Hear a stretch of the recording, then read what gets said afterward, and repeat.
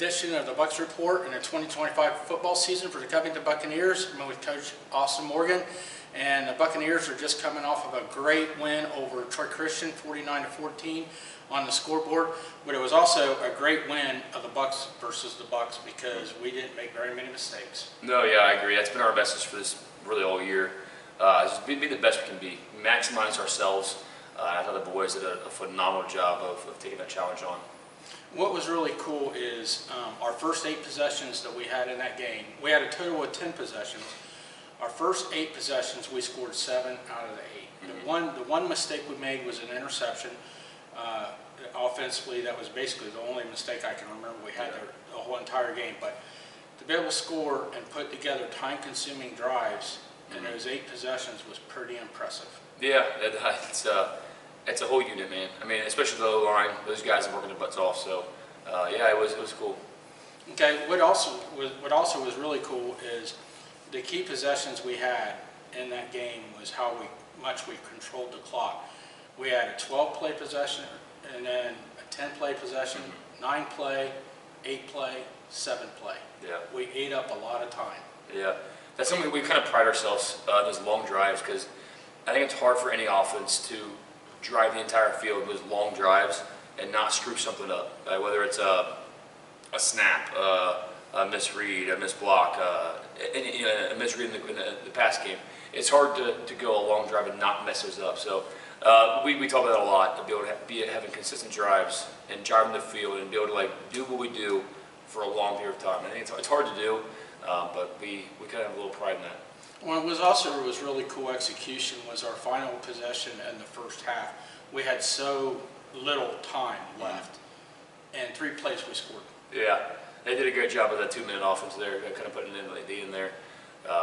We haven't had many game reps of those yet this year, so we've been practicing a lot in practice, but having a game rep was a scenario of that 2-minute offense was cool to have. The play with Dalen where he caught the ball out on a 10-yard out route and had a flag get out of bounds and stop the clock, right? That situational awareness.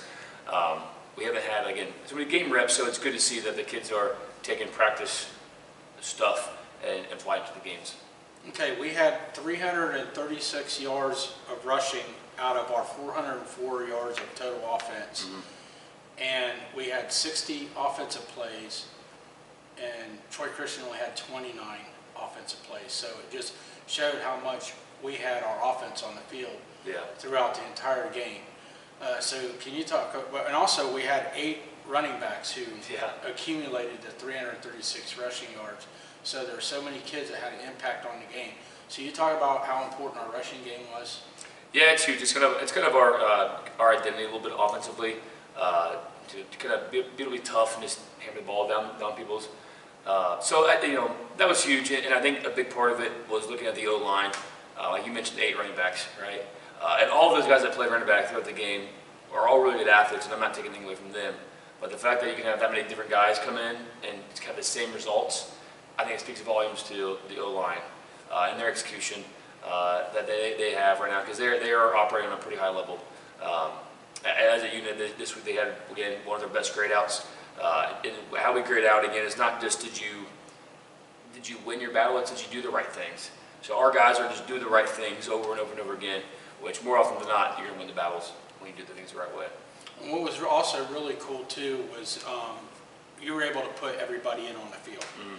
And granted, our last 2 possessions were in the 4th quarter, and one of the possessions was 1 play. Yeah. We took a knee. Yeah. So really, we had 9 possessions in the game, scored 7 times. The 9th possession was our JV kids, and they put together a 10-play drive that was unfortunately ended by a penalty. Yeah.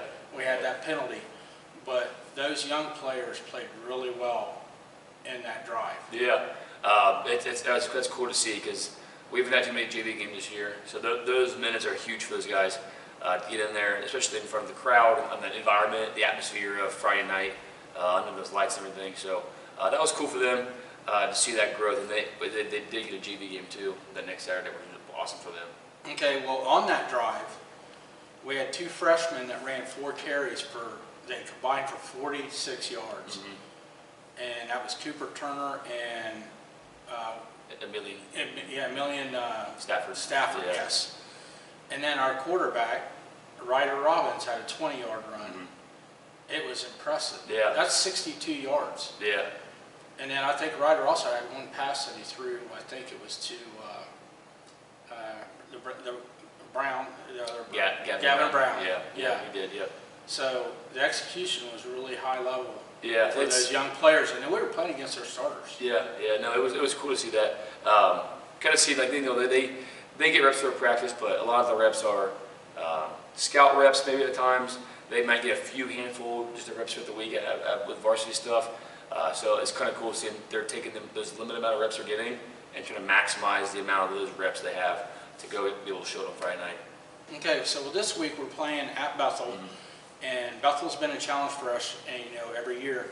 So what do we have to do to stay at that high level against the Bethel Bees? I think one of the biggest things is focusing on us still, because you can look at the record or look at some of the teams they played that you can compare, and the scores might look better, but they've had injuries, kind of like how we have, and so they have a lot of their guys back this week to where they are a pretty good team. So sometimes the record doesn't show quite who they are. So if we start looking at outcome stuff and records and everything, I think we lose sight of who we are. So a big point is staying true to us and it's getting better each week. And like our O-line has been killing it, so kind of leading those guys a little bit and taking another step forward with our pass game this week as well too. But to be able to put a full game together to keep that run game going where it's at, and then add some pass game intentionality in there too. Okay, well, another thing we probably should talk about is defense.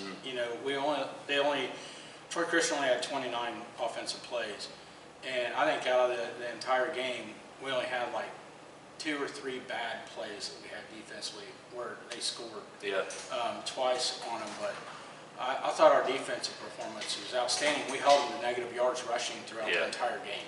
Yeah, I think a lot of that goes to our D-line. I mean, they have been, all year long, have been phenomenal. Creating havoc, chaos inside the box there, and then our linebackers can take the next step of fitting, reading the right way. So in our box there with our D-line linebackers, it's putting that folding together, right, with the aggressive nature of our defense, plus fitting the right way. And then our DBs have been great all year, honestly. They've done a great job. So those guys, just keep doing what they're doing. Okay, well, I'm going to show a highlight video of the game against Troy Christian, and then up next, I'm going to talk to the key blockers that had a huge impact on that game Friday night.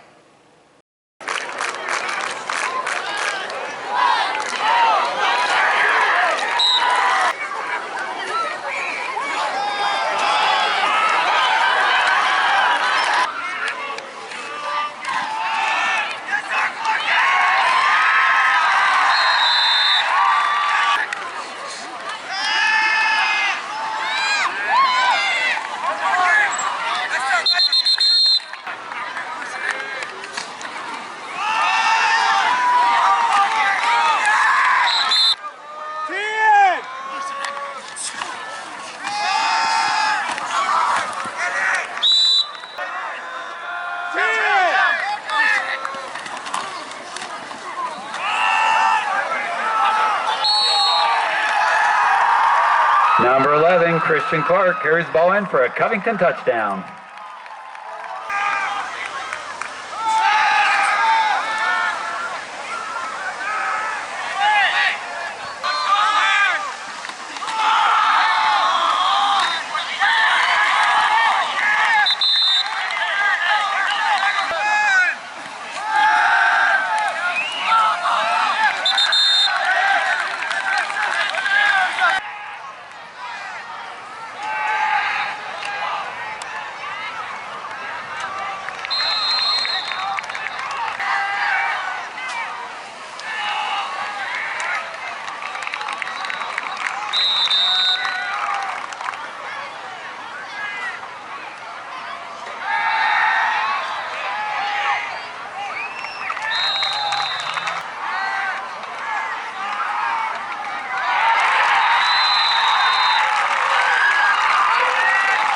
Number 36, Tyler Paulsgrove.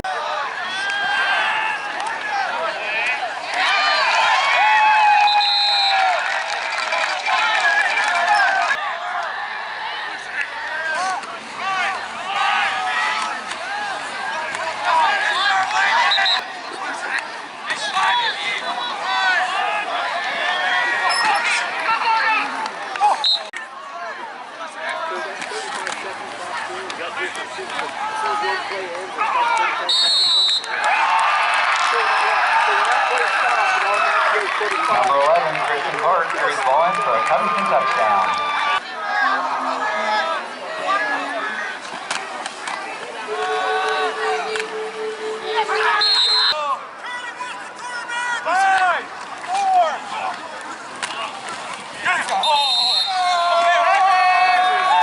Number 8, Landon Castle carries the ball in for a Covington score.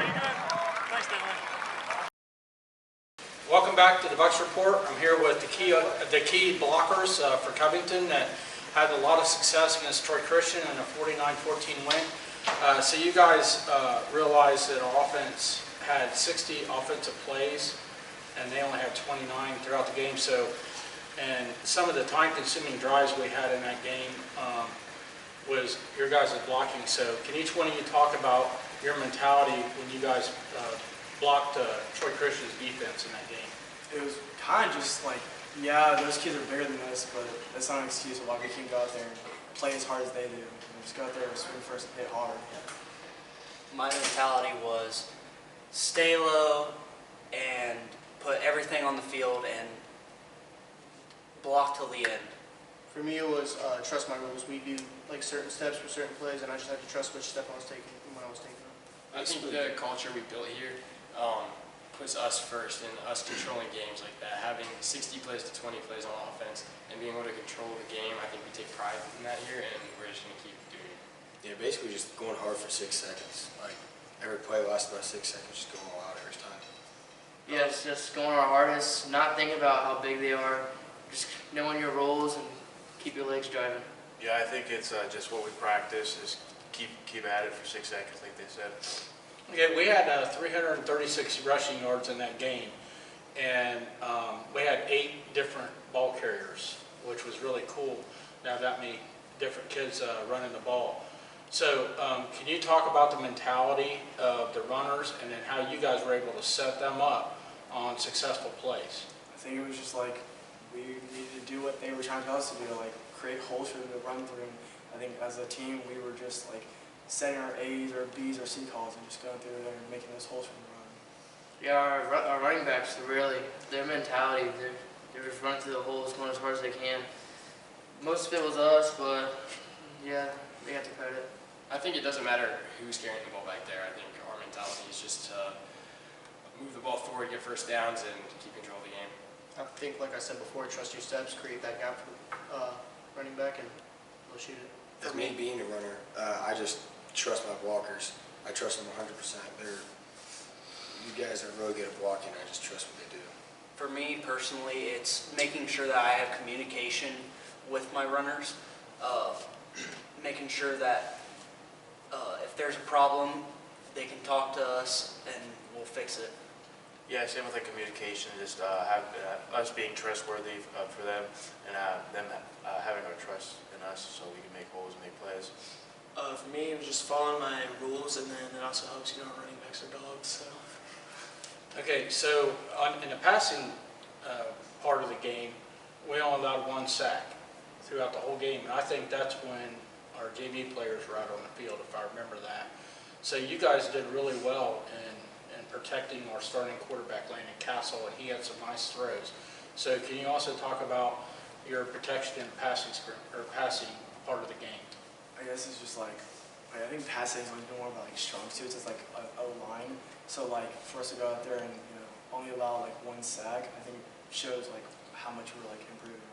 I think that should be the standard here, is to give Landon and Ryder time back there and just let them have trust in us to get throw the ball downfield and take the time. You practice how you play. We practice our pass game all week, and I think we showed that we did that. Yeah, going off my age, our pass protection on the O-line is just insane.